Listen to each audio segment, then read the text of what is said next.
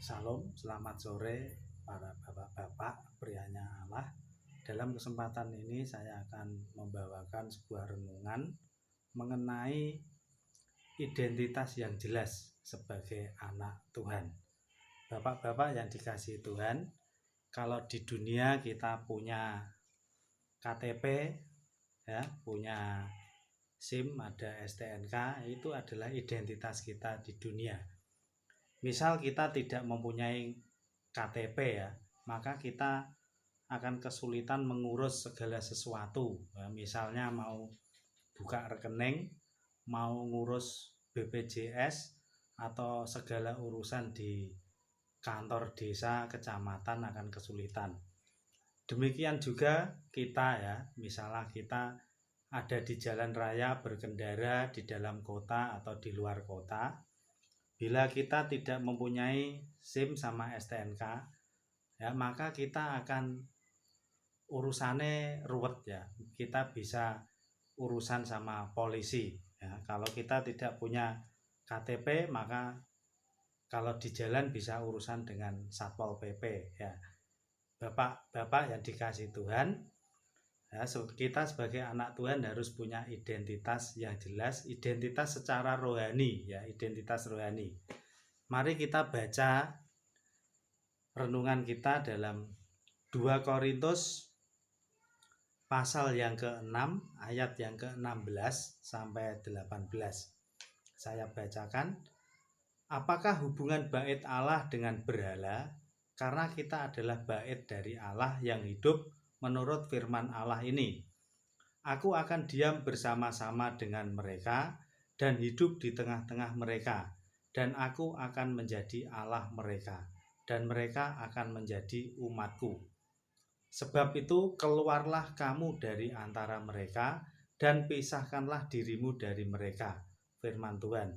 Dan janganlah menjamah apa yang najis, maka aku akan menerima kamu. Dan aku akan menjadi bapamu, dan kamu akan menjadi anak-anakku laki-laki dan anak-anakku perempuan.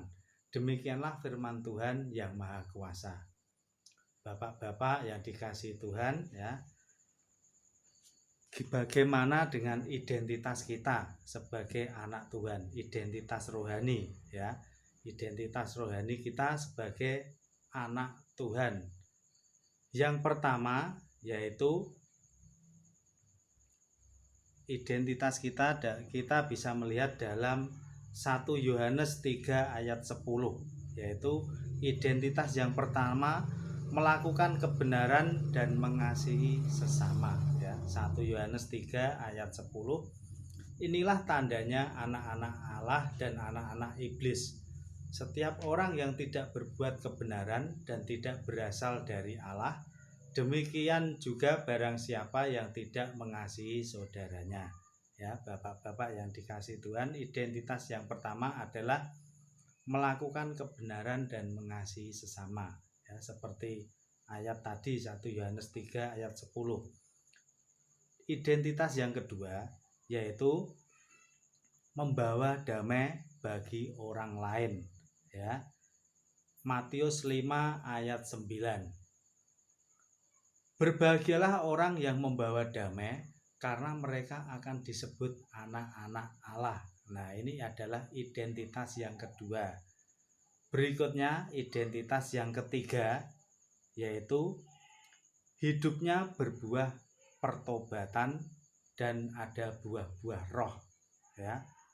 Lukas 3 ayat yang ke-8. Lukas 3 ayat yang ke-8.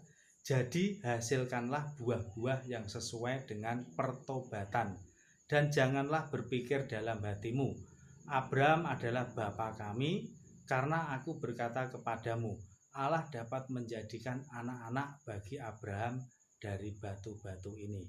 Ya, bapak-bapak yang dikasihi Tuhan, jadi identitas yang ketiga adalah ada buah-buah pertobatan dan buah-buah roh.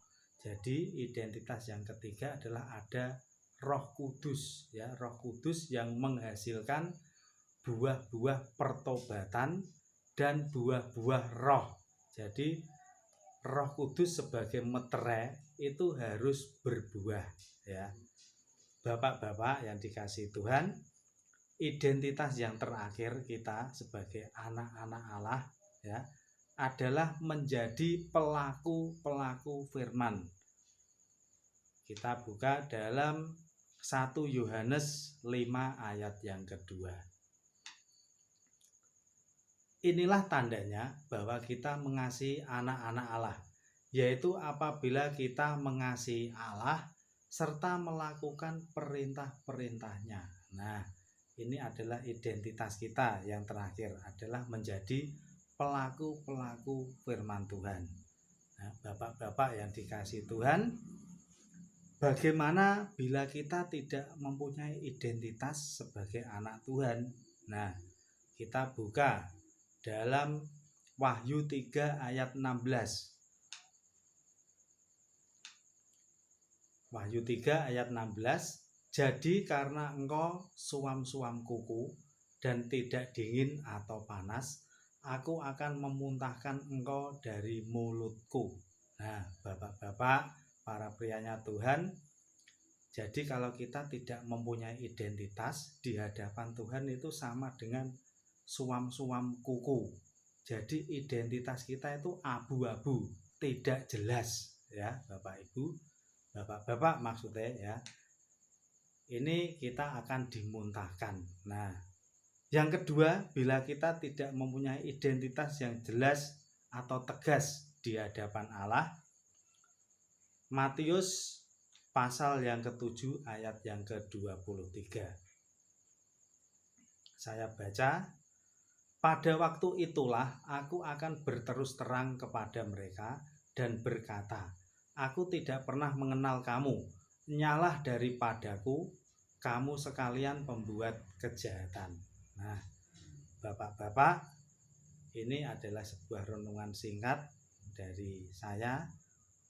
Bila dapat kita renungkan, ya bapak-bapak, sebagai rema, sebagai pedoman dalam hidup kita sebagai bapak-bapak, sebagai imam dalam keluarga, hendaknya kita mempunyai identitas yang jelas di hadapan Tuhan maupun di hadapan sesama kita sebagai anak-anak terang, pembawa damai, suratan yang terbuka di tengah-tengah keluarga maupun di tengah-tengah sesama kita.